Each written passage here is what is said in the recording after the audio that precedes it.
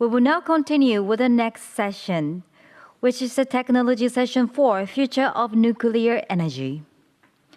For online participants, please stay and join for the next session.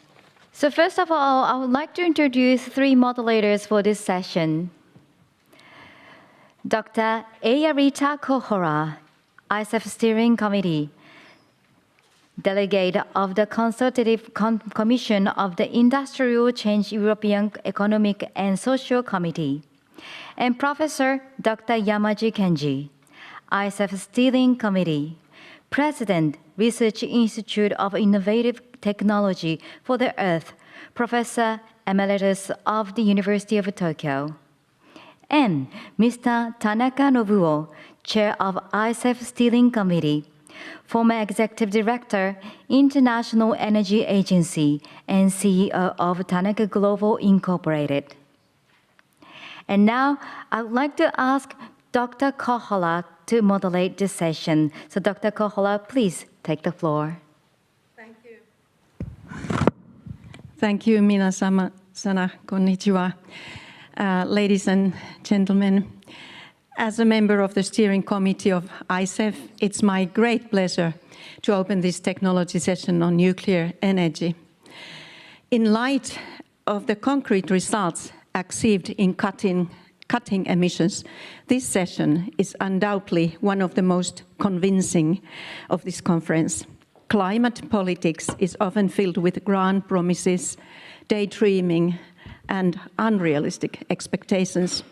While many countries pledge to drastically cut emissions, progress has been slow, and certain means to cut the emissions have proven out to be even counterproductive.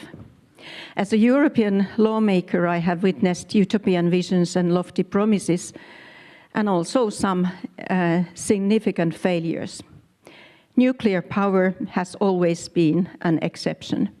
It's one of the few, if not the only, energy sources that are both efficient and safe. Nuclear power delivers on its promises, unlike many competing alternatives. Statistically, it is and it has been the safest energy source in modern history by far. It was a major setback when nuclear power was for such a long time on the environmental movement's blacklist, on the list of forbidden methods. Those of us who supported it may have found ourselves on a blacklist as well. Plus, during those years, we lost a lot of expertise and workforce when this energy form was labeled as no-go. The situation has changed now, with electricity demand growing faster than anyone anticipated. The sudden and unexpected arrival of substantial new demand growth from AI and data centers, electric vehicles, and onshoring of manufacturing has called a key question about the future of the power sector. For nuclear, it's a welcome shift. Now it's due time to fix what was lost, develop all the possibilities that this innovation entails, including small modular reactors. We will discuss these challenges in the next hour with a distinguished panel of experts, both online and present. Ms. Diane Melissa Jessica Cameron, online, Head of Division of Nuclear Technology Development and Economics at the OECD, will discuss global trends in small modular reactors from an international perspective. Following her, Dr. Cheol Shin, Head of the Central Research Institute of Korea Hydro and Nuclear Power, will present the advantages and importance of SMRs. Many countries and companies are developing SMR technology, but what is the real state of play? Dr. Jeff Waksman, online, a program manager from the US Department of Defense involved in portable reactor development, will discuss the challenges of developing new technologies after a significant loss of expertise in the US and Europe over the past 45 years. Ms. Mina Sekiguchi, Managing Partner, a Director and an Auditor, will discuss various potential industrial applications of nuclear energy. And finally, Professor Natsumi IWATA, online again, from the Institute of Laser Engineering, Osaka University, will provide an academic perspective on the future, including fusion science. After these brief presentations, we will have a discussion under the presence and leadership of our steering committee chairman of ICEF, Mr. Nobuo Tanaka. The public is most welcome to ask questions. And in the end, our steering committee member, Professor Yamaji, will sum up. I now welcome Ms. Cameron to take the floor. Thank you very much, and good morning from France. Good afternoon to you. It's my pleasure to provide a little bit of a perspective from an international organization, the Nuclear Energy Agency. Next slide, please. The first thing is always context. So our conversation today about small modular reactors exists within a context, a global imperative around climate change mitigation and the commitment to reach net zero by 2050. And it's important to note the historic announcement that took place last year at the United Nations Conference on Climate Change, COP28 in Dubai, excuse me, where 25 countries committed to tripling global installed nuclear capacity by 2050. Because they recognize the role that nuclear energy must play in a net zero future. We're very proud at the NEA that this figure of tripling nuclear energy was based on analysis that we had published in 2022 that demonstrates that that is in fact the role that nuclear energy needs to play on a global scale to support net zero. Global installed nuclear capacity needs to triple by 2050. Next slide, please. In fact, this is the publication where we showed that global installed nuclear capacity must triple in order to achieve net zero globally by 2050. And while this is an audacious and ambitious goal, and it may seem unachievable at first, when we look more closely, we can find pathways whereby nuclear can in fact triple by 2050. But that is through a combination of the refurbishment. So first the restart, the refurbishment, and the long-term operation of existing nuclear energy assets around the world. Also, the new build of large nuclear power plants that still serve a very important purpose, and also the deployment of SMRs. So it's not large versus small. It's not long-term operation versus new build. It's in fact long-term operation, new build, and SMR for a combination of heat and electricity applications that will allow us to achieve this target. Next slide, please. There is a commitment around the world in different parts of the world, and there is already an existing footprint of nuclear energy. But we have started to track progress towards the tripling commitment that was made at COP28. And at this moment, the world is not on track to achieve tripling. However, there is a lot of momentum, and starting with significant policy changes in different parts of the world to lay the groundwork and the enabling framework for nuclear build-out. And I won't spend a lot of time on this slide because I want to get to SMRs in particular, but we do see significant policy changes and investments in the United States, in France, in the UK. We have seen a reversal of nuclear policy from phase-out to new build in Korea, Belgium, Netherlands, Sweden, Italy.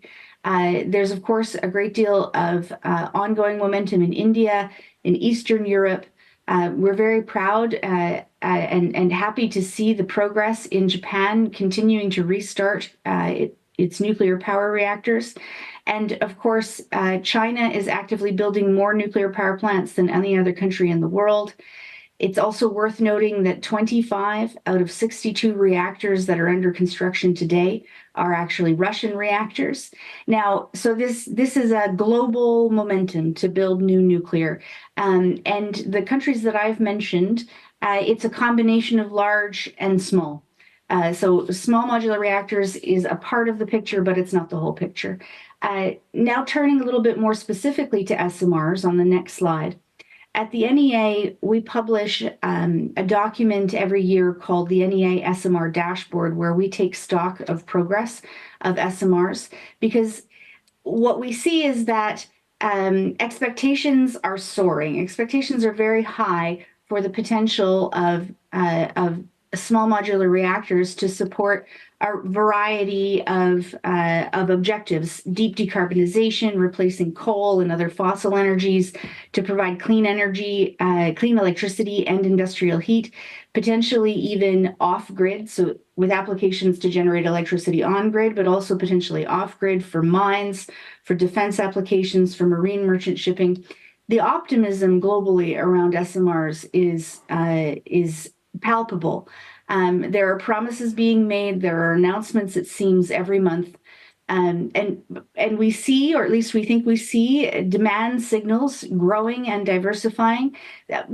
But how, we ask ourselves at the NEA, how can we know what is real and what is hyperbole? What is just promise and words versus what can be achieved in reality? And that's the question that led us to develop our SMR dashboard, to take stock based on evidence of progress towards commercial SMR readiness and deployment around the world. This is one of the graphs from our dashboard that shows the pipeline of SMR progress towards first commercial deployment in the real economy. On the left-hand side, you have paper reactors. Someone has an idea and they've designed something on paper. And the pipeline towards the right-hand side, you see we have already 5 reactors either under construction, SMRs, either under construction or already operating. 8 of them are nearing the construction phase. So this is a very healthy pipeline, but it's still relatively early days for SMRs. Next slide, please. I'd like to unpack a little bit the progress on different dimensions. So here on financing, this is just one of the criteria that we measure. We measure progress with respect to financing, siting, licensing, supply chain, and fuel availability. This slide shows you the progress on financing. 12 SMRs around the world have their first of a kind commercial reactor already financed, fully financed.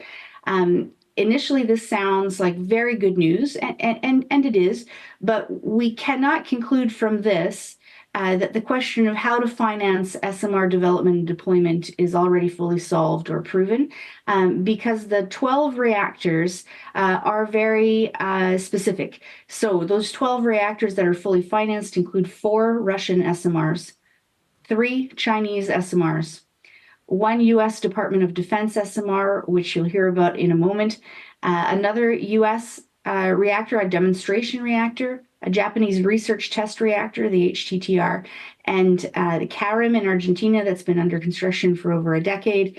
And so when we're thinking about OECD country origin commercial SMR deployment, there is actually only one example of an SMR that is fully financed for its first of a kind, and that is the BWRX 300 at Darlington in Ontario, Canada by GE Hitachi. And that project presents a model that could reasonably be replicated commercially more widely in OECD countries. It's notable because its financing is a framework that combines sources of private sector equity investment, public grants, loan guarantees, as well as electricity market design to recoup costs from the rate base. So this question of how to finance SMR in OECD countries is quite complex, and we have one good example at this point. So there's still lots of work to be done on that front. Next slide, please. I have 2 slides left. I just very quickly like to share also with you the status of progress on siting around the world. So the dots on this map show you the sites where site owners are in some form of discussion with specific SMR technologies for deployment on their sites. And the light-colored dots are where siting is most advanced. The technology is already under construction or is already operating. The darker colors of dots show earlier stages of conversation. And what we see, so it could be MOUs, non-binding agreements, it could be feasibility studies that are being done. It's exploratory. And what we see very clearly in terms of the global trend is that Russia and China are leading on deployment, with multiple units already deployed and operating on land and on water, or under construction, again, on land or on water. But what's interesting is it's at a much smaller number of sites and a smaller diversity of technologies. Conversely, what we see in North America and in Europe is a lot of siting activity, a lot of discussions happening, a lot of site owners engaged, and a lot of technologies vying for those sites. But they are earlier stage discussions. That diversity, a lot of different sizes of reactors, a lot of different temperatures of reactors, that diversity and the multiplicity of activity is both an opportunity and a challenge. It's an opportunity because there's this opportunity for a lot of different technology concepts to prove their merit and be shown how they can apply to different markets. It's also a challenge because that diversity makes it difficult for regulators to know what types of human resources they should be investing in, training their people on which technologies. So again, an opportunity and a challenge, a lot of activity in North America and in Europe, a lot of investment, but in the earlier phases. My last slide, please. What I'd like to share with you is that through that collection of data, what we have observed is that there are 4 distinct near-term applications and markets for SMRs. So we do see a great deal of interest in SMRs for on-grid power generation. An example here is the reactor I already mentioned, OPG at Darlington in Ontario. That's the GE Hitachi BWRX-300. Another example is Pacificor in Wyoming, US. The second market that we see materializing is to replace fossil fuel cogeneration for heat and power for heavy industries. An example here is Dow Chemical at Seadrift in Texas, or the OSGE Chemicals Company in Poland. Another example in this application, which is very interesting, is the natural gas company Gazprom in Russia, where they are evaluating SMRs for their gas condensate fields. So that's a second clear market. The third market that we see that is quite distinct is to replace diesel at mining sites. And here, one example is the Bayamskara copper mine in Russia. And we see a lot of interest also, for example, in Saskatchewan in Canada for SMRs to power mines, both on-grid, edge-of-grid, and off-grid. And lastly, the fourth and possibly the fastest emerging near-term market for SMRs is to power data centers. And while it's not an SMR, the Microsoft project to restart 3 Mile Island in the US is a very interesting example of the near-term need for nuclear for data centers. So that's a very quick introduction to this global market that's evolving very quickly. Thank you. I'll leave it there. Oh, actually, there's one more slide with a QR code. If you would like to take a look at our SMR dashboard that provides a very detailed evidence-based assessment of global progress towards commercial deployment of all the SMRs around the world. Thank you. Thank you. Thank you very much, Ms. Cameron. What can be achieved in reality, that's really indeed a question that we are interested in, and therefore I let Dr. Shin from KHNP continue. Hello, I am Ho-cheol Shin, head of KHNP CRI. Today, I would like to introduce ISMR and SMR-based smart natural city, which KHNP are developing to achieve carbon-free and reduce the global warming. Before starting my presentation, I want to introduce my company briefly. KHNP is the biggest power generation utility in Korea. We contribute to almost 30% of the country's electricity through an energy mix of nuclear, hydro, and other renewable energy sources. KHNP currently operates 26 nuclear power units, 21 units for hydro power, pumped storage 16, solar and wind unit, and one fuel cell unit.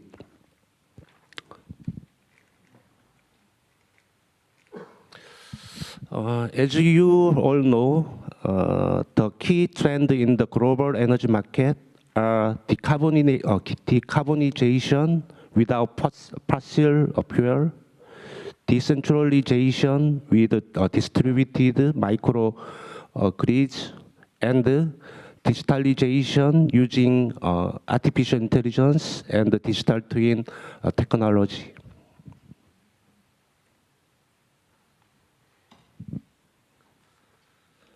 While the traditional large-scale nuclear plants have played the major role to reduce greenhouse gas emission for decades, but currently these are facing some challenges, such as radioactive waste, high maintenance and operation cost, regulatory hurdles, public acceptance, and the limited flexibility of electricity grid.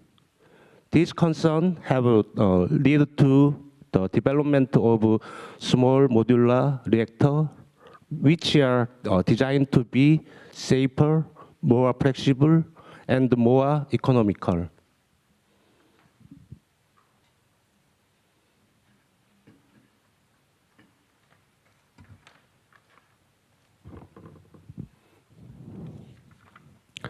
Now, I will explain the development of the ISMR, innovative small modular reactor, which is being led by KHNP and the Korean government agency. The ISMR has three main goals. First, to enhance safety by 1,000 times compared to traditional large-scale nuclear plants. Second, to achieve construction and generation cost compared to commercial nuclear reactor. Lastly, to enable flexible operation in harmony with renewable energy sources.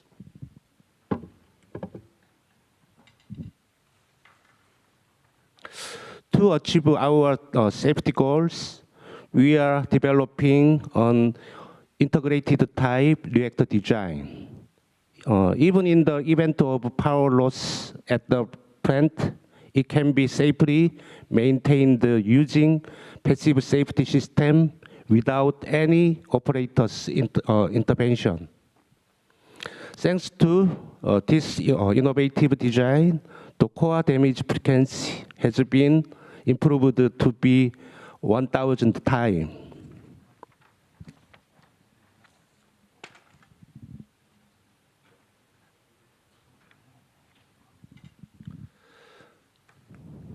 The modular fabrication of the key SMR components and the simplification of the design play a crucial role in reducing construction time and cost. Additionally, by utilizing the latest digital technologies and artificial intelligence, just 3 operators can manage 4 reactor modules.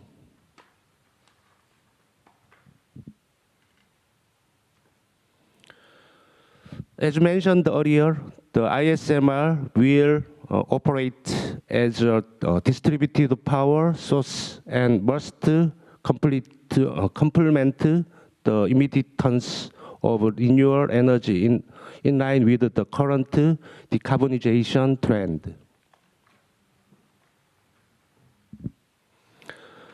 Let me explain our future plan. KHNP aim to complete the standard design development of ISMR by 2025. The first operation of ISMR is expected to be completed in the early 2030s.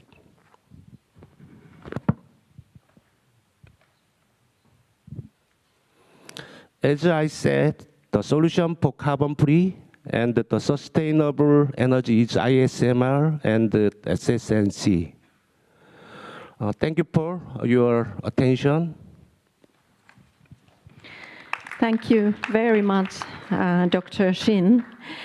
And we go online again, and I give the floor to Dr. Waksman. Please. Thank you. I'll be talking today about Project Pele. Hopefully the slides are coming up. Do other people, oh, there. Next slide, please. So I run Project Pele, which is a Department of Defense prototype transportable nuclear reactor. The origins for it is that the Department of Defense in the US, we need energy to do everything that we do. And energy logistics have never been more challenging, not just to provide power overseas, but even our civilian electric grid is at risk of a cyber attack. So this program was started in the fall of 2018. We were looking at different reactor designs. We started by developing 3 reactor designs in 2020. We chose a winning vendor in 2022. We are now trying to finalize that design this year in 2024. Most of the design is complete, so we have begun ordering hardware, and I will have pictures of that hardware. We are also fabricating our fuel. Our fuel is almost done. So this is not a paper reactor or a PowerPoint reactor. There's very real hardware, and I will have some photos in an upcoming slide. We will begin assembly of the reactor in February, and we are on pace for operation in 2026. So on the slide that just opened up is TRISO fuel. TRISO fuel is a technology that the Department of Energy has done a good job of developing over the last 20 years. Your fuel is made up of millions of tiny little pellets, and you can see a cartoon of one on the upper right. These are incredibly resilient to meltdown as well as kinetic strike. These have been tested to 1900 degrees Celsius without problem. So we have designed the reactor around TRISO fuel. Next slide, please. So this is related to the NEA talk just before me. The United States has built 2 nuclear reactors outside the Navy since 1978. We have 0 under construction right now. And for an American, this chart on the upper right is bothersome, where we are on the rankings here. And it's because nuclear power is hard. Nuclear power still provides 20% of American electricity, but nearly all of those reactors were built in the 1960s and early 1970s. So we recognize that this is a significant challenge, and we believe that Project Pele will be a pathfinder for not just the Department of Defense, but also commercial nuclear power in the United States. Next slide, please. So here are some hardware photos. As you can see, we are building the containment vessel. We are making fuel. On the bottom right, you see a photo of the site that we're going to be building at. We just broke ground there. So there's a hole in the ground in Idaho. And after the winter passes, it gets very cold there in the winter, but in the spring, we will put concrete down. We will have a concrete pad and then a small concrete structure that we will put the reactor inside once it arrives. Next slide, please. So what is critical for nuclear power is having the technical expertise, the engineering expertise, and supply chain. So because the United States has not been building non-naval reactors, and this is the same problem that Europe is having now as well, you lack not just the people who know how to operate the reactor, but the people who know how to make components to nuclear grade, what we call NQA1 certification. So you have someone who knows how to weld, and maybe they're a very good welder, but they can't necessarily weld to nuclear quality specifications. So being able to enforce quality through the supply chain is absolutely critical. You have to audit your suppliers and your subcontractors to make sure that they can actually deliver. Another critical challenge is cost effectiveness, particularly for SMRs, where the idea is that they should be cheaper. First-of-a-kind nuclear reactors have a lot of first-of-a-kind costs. The design development is expensive, regulatory approval is expensive, and standing up supply chain infrastructure is expensive. Once you've done that once, the whole premise of SMRs is that you can build mini reactors of the exact same design, and they will become cheaper once you build a lot of them.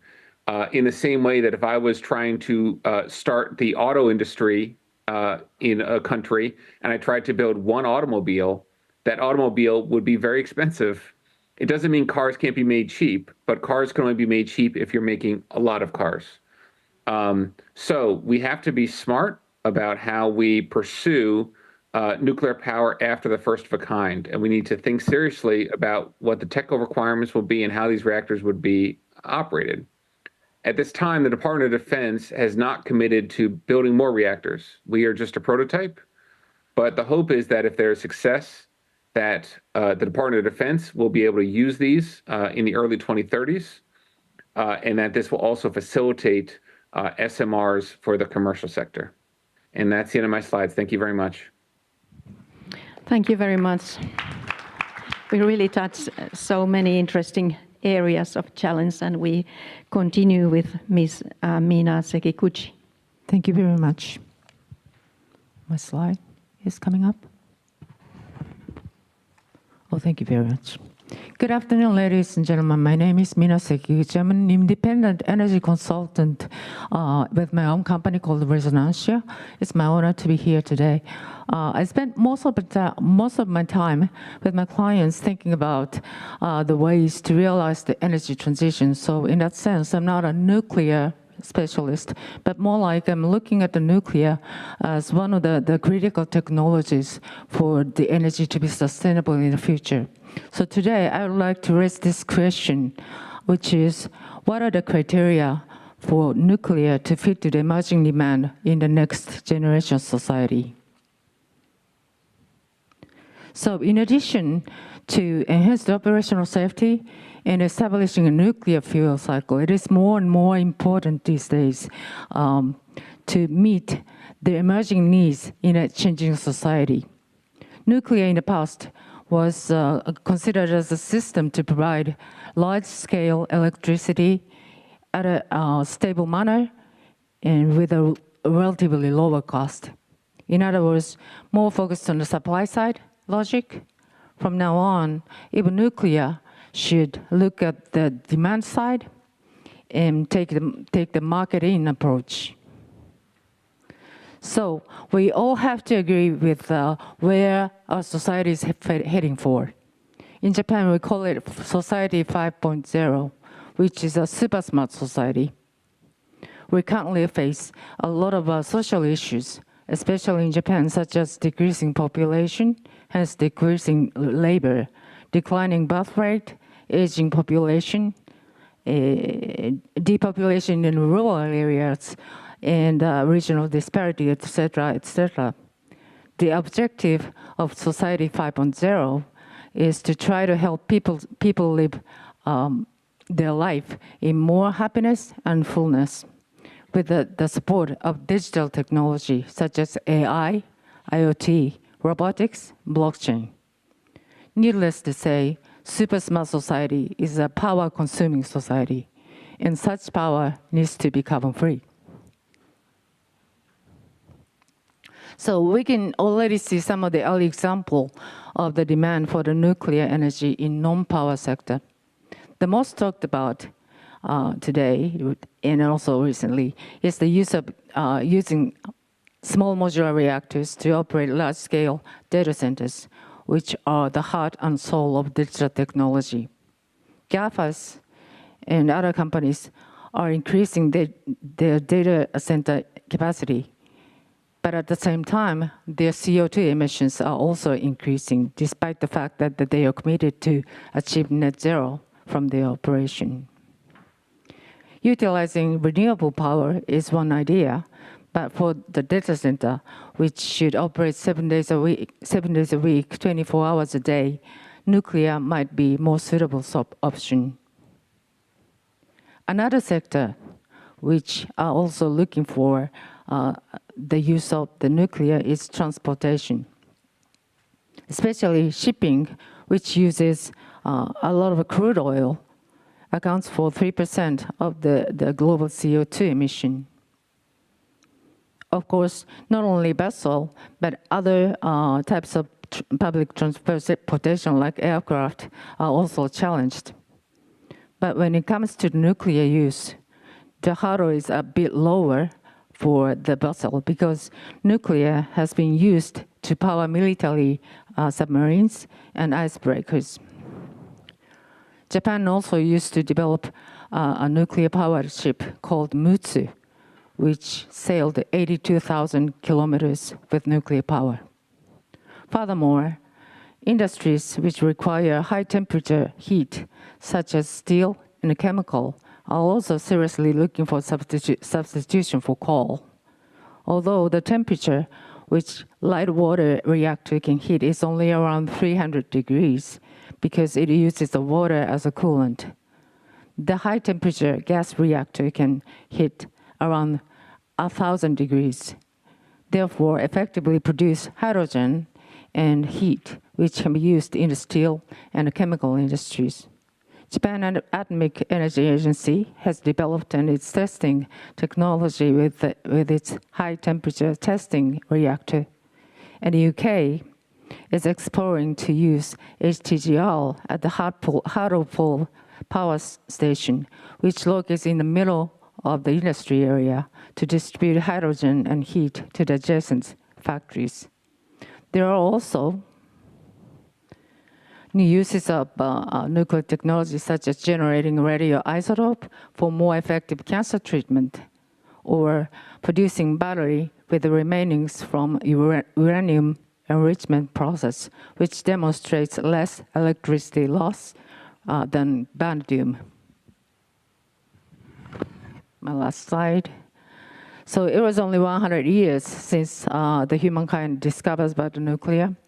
And needless to say, nuclear use for the power generation is probably the most contributed to improve our life. However, there are much more capacity of nuclear beyond the humankind has put in use so far. Especially when the next generation needs more power with no CO2 emission, we should explore more. We should explore using nuclear for non-power sector more. At the same time, we have to be sure that the risk associated with handling nuclear must be well taken care of. In that sense, we have to elaborate on regulation, how to finance, how to create supply chain, who operates, who owns the facility, and so on. On the other side, the only things that I can think on the slides are the only things that I can think of, but there will be more. Thank you. Many thanks, Madam Sekiguchi.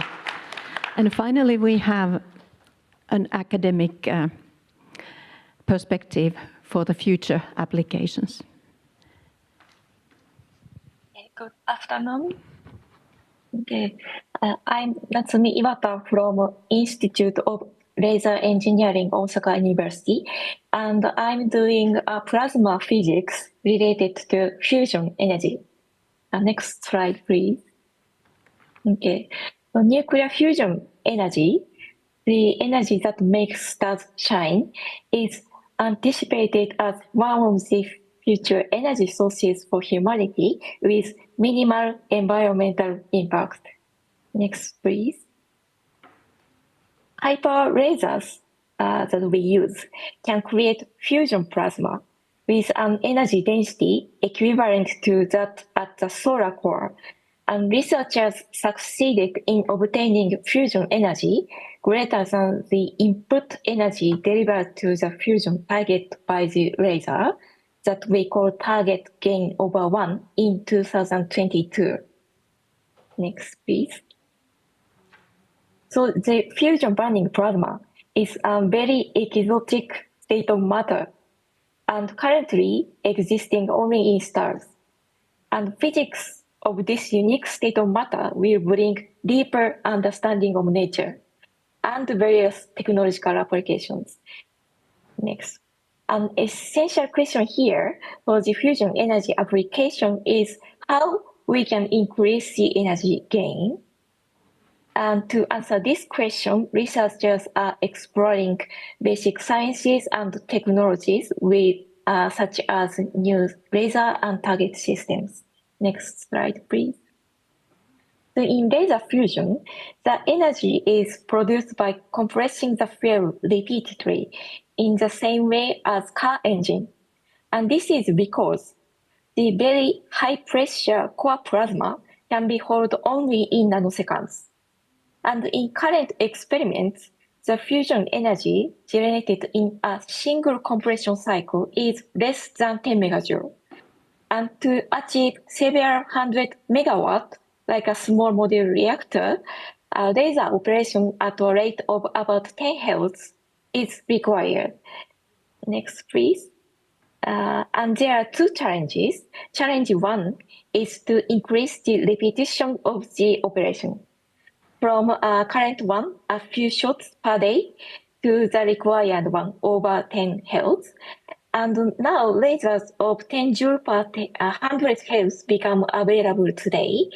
And the target supply systems have been developed in academic institutes and also companies. Next, please. And there are also the second challenge to increase the energy gain in one cycle. The burning fraction of the fuel is still about 3% in the recent experiment, and to increase it, deeper understanding of high energy density plasma physics is necessary. For example, how the heat transport or energy transfer proceeds in such a plasma state. Next, please. So my final message is fusion energy realization will be accompanied by a vast expanse of academic and technological advancement. For example, basic understandings of plasma, the most ubiquitous state of matter in universe, is essential for space utilization. And second, novel material processing technologies have been opened up with the advancement of this high energy density science. And finally, hyper lasers have very various applications, including particle accelerator, intense X-ray, ion or neutron sources, and their applications to medical treatment and non-destructive radiography. So that's all from me. Thank you very much. Many thanks, Professor IWATA, and many thanks to everyone. As you heard, there are huge possibilities, but huge challenges as well. We can only imagine where we would be now if we hadn't have this period of hesitance. Anyway, we touched this topic already yesterday when our famous steering committee member, Professor Václav Smil, said that the nuclear is a successful failure, referring to its good efficiency on the one hand, but low appearance on the other. It's not being built enough. And therefore, I would start by asking each of our speakers, how would you characterize it or its challenges as a similar one-liner from your point of view? And maybe we can start here from the podium. Please, Madam Sekiguchi. Maybe me. Yes. When I heard about successful failure, I think about the history of nuclear, which is not really long yet. It's only 100 years. Probably we haven't explored everything about the nuclear yet. But then again, we already experienced some terrible accident too, because most of the time it's not about the technology, it's about the human operation. So in that sense, that human operation, human ability are not catch up with the capacity of nuclear yet. So in that sense, successful failure, yes, it is. It is. We have to explore more in order to just manage nuclear technology well enough for the humankind. And what is your one-liner, Dr. Shin? SMR is the innovative solution that can meet various energy demands, such as hydrogen production, freshwater production, and district heat production through electricity supply and process heat supply. I prepared some video to explain the multi-purpose of SMR. Could you play the video?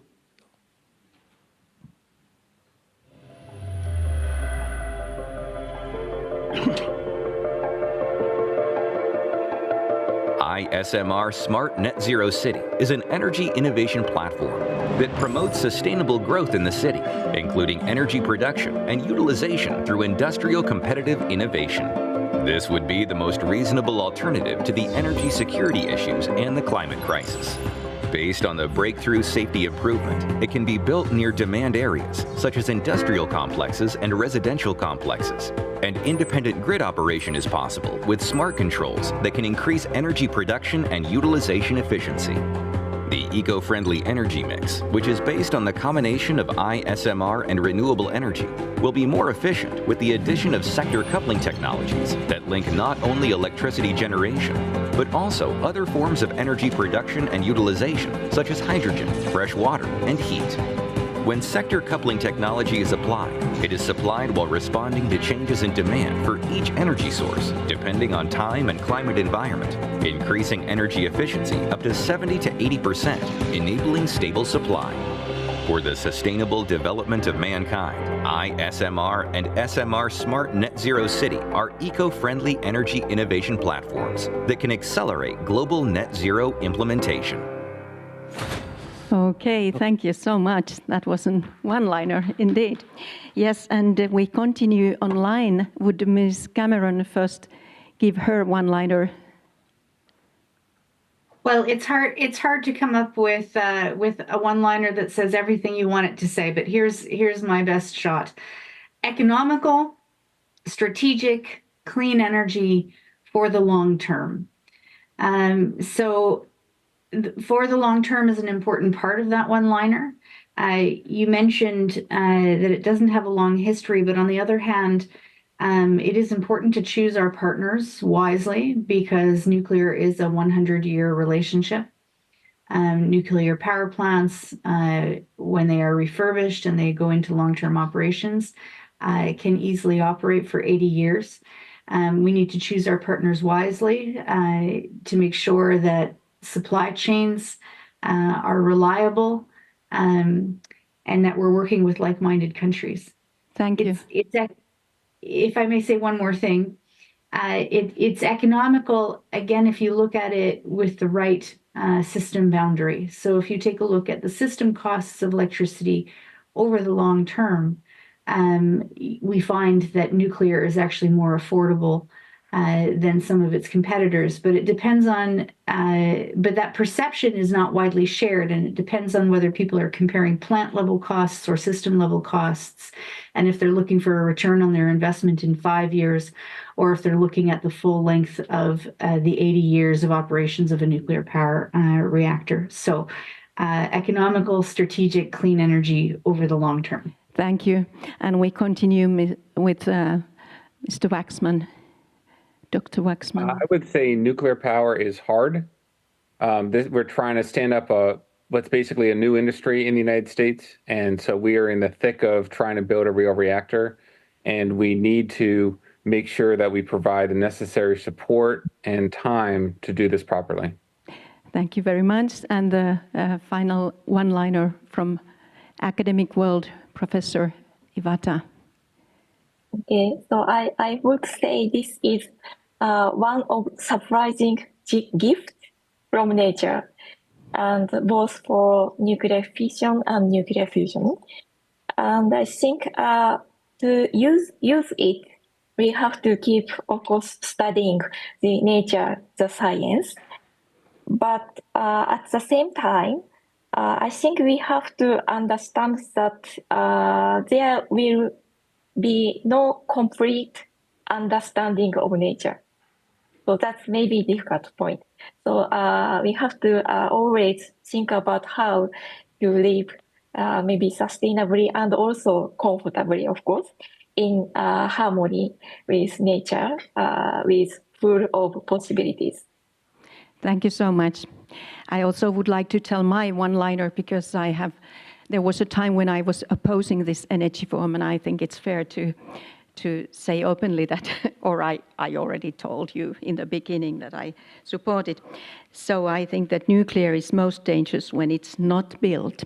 But now I would like to hand the microphone to our chairman, Mr. Tanaka. You probably have one question left. Yes, well, we don't have much time, so just Sekiguchi-san, I understand that Japan faced a serious problem after Fukushima accident, and the public acceptance is very much hampered because of that. So for the future of the nuclear, we created in Canon Institute only woman working group, and you are the member to discuss about the future innovative nuclear power. What is the condition for the sustainable nuclear power? It's a very interesting subject. After Fukushima in Japan, when we talk about the nuclear, we stress too much about the safety. And every time that we hear that the nuclear is safe, more and more we hear about that word, more and more we get skeptical. So the safety is given. It's something that you have to do anyway. You have to ensure. But we need something more than that. Especially for me personally, I like to hear about what kind of future use the nuclear can create for us and for us to live better life and happier life and more economical and everything like that. So give me the benefit of the nuclear. Yeah, well, I believe that the radioactive waste management or these kind of elements should be definitely a part of the sustainability. Dr. Shin, what do you think about the sustainability of the nuclear reactor in your perspective? Unlike the different industry, the nuclear industry must solve these big challenges, such as the regulation hurdle and the financing and the public acceptance due to the risk of radiation, the possibility of accident, and the radioactive disposal. Among them, the regulatory issue is the biggest difficulty, and the regulating act as a hurdle for developing and deploying new power plants. You think for the SMR, the difficulty is in the regulation. I fully agree. And what is specific you think about the difficulty of regulation? I mean, kind of comprehensive licensing is difficult, or how can we limit the emergency planning zone as small as possible? What kind of regulatory issue do you think is important? The traditional regulatory framework was developed for the pressurized large-scale water reactor. However, the new technology like the SMR and the generation pulse reactor have different design. and safety feature and operating principle. Since the current regulation are based on the characteristic of PWR, they opt to rigid to properly address the advancement in this new reactor, making regulatory update necessary to ensure both safety and innovation. Thank you. Jeff, I think Pele project picked up high temperature gas reactor as a technology. Why not light water reactor or molten salt reactor or fast reactor? Why you pick up the high temperature gas reactor for your movable reactor for military use? So we actually originally considered both high temperature gas reactor as well as heat pipe reactor. The reason why you would not do a light water reactor or molten salt reactor is because the reactor needs to be transportable and needs to be able to operate in extreme environments such as the Arctic, where there would be no flowing water to run a water reactor. Molten salt is a problem for any transportable reactor because molten salt is going to freeze every time the reactor turns off. So that creates reliability concerns. I think molten salt makes a lot more sense if your reactor never has to move. Do you think, you said about the commercialization. What kind of commercialization do you think is possible for the Pele reactor? So it's not that you would commercialize the Pele reactor itself, but I would remind people that the first commercial nuclear reactor ever to be built was built by the US Navy, and it was an aircraft carrier reactor design. And most reactors built around the world have been light water reactors, not because that's the most efficient or safe design, but because that's what the US Navy developed for submarines. And once they had developed the technology and collected the data, it was easier for people to take the light water design than to try something wholly new. So we believe that TRISO fuel reactors are going to be the pathway to the future, whether in molten salt or a heat pipe or however else. And if we can demonstrate the technology and collect the data, then we think that commercial reactors will spin out. So it would be like a Pele reactor, but probably larger, less transportable would be what the commercial variant would be. So not exactly the same as Pele, but related to Pele. Chair, Jeff, I agree that the very important application of the nuclear is, submarines or aircraft carriers. And I'm proposing the idea of building the submarine, nuclear submarine between Japan, Korea, and the United States. I call it JACUS, Japan, Korea, US, Northeast Asian AUKUS. Do you think it's a good idea? Well, I don't speak for the US Department of Defense, but I would have no objection. I think AUKUS is a big success so far. And I think the more partnerships that the United States can have with its allies in the Pacific, the better. Do you think, for Dr. Shin and also Sekiguchi-san, what do you think about the collaboration between Japan and Korea on the nuclear front? Sure. For two reasons, I would say yes. One reason, we need time. We need to speed up the time to develop this whole ecosystem. So we need international collaboration, that's one. And the second is that using it in military is going to be helping us to setting the environment, like port or airport, and those kind of things has to be ready for the nuclear. We cannot put the nuclear in today's port at the moment. We have to test it, and we have to know what kind of environment is necessary. So putting that in a defense first is probably, as a national project, is the first thing to happen. Dr. Shin. I think I have no time, but already I have a plan to meet the NATO to discuss the exchange of the technology. Okay. Thank you very much.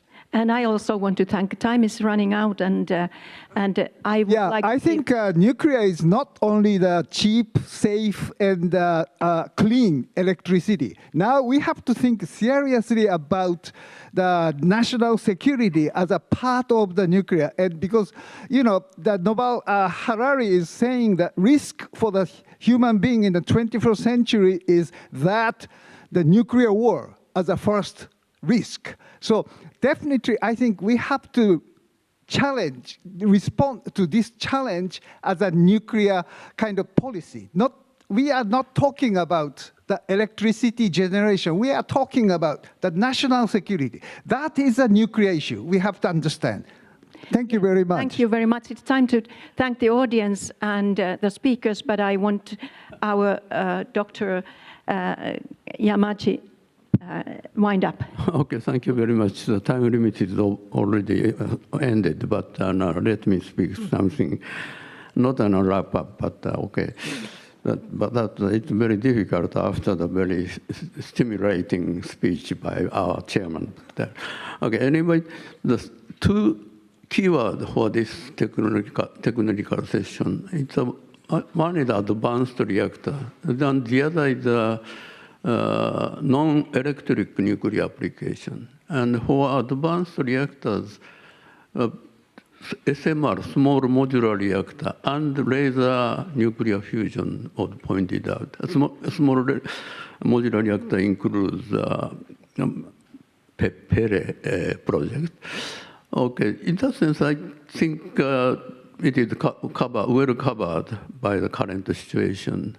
And for the non-electric applications, several speakers mentioned about heat supply, hydrogen production, or vessel ship propulsion. I think this application is already partly done so far. Vessel propulsion is around more than 100 reactors used for the vessel propulsion. And some reactors provide heat. And some reactor is in space to provide energy to satellite. And in that sense, it's interesting. Small modular reactor, of course, produce electricity, but heat and use as cogeneration. But electricity produced by SMR can be used for specific purpose, like a data center or such industrial use, not on a base load of the big network. I think it's electricity use, but a different type of electric use realized by SMR. For that, some flexible operation is required. So in that sense, these points are covered. And one additional and last point I like to say is what Dr. IWATA mentioned. There are some spin-out applications, like radiation application for medical or agricultural sectors, or radioisotope is used for various types. So the Sekiguchi-san briefly mentioned about uranium redox flow battery. It's a very unique spin-out type of nuclear application. So we have enough covered by this very short time, I think. Thank you. Now it's time for powerful applause.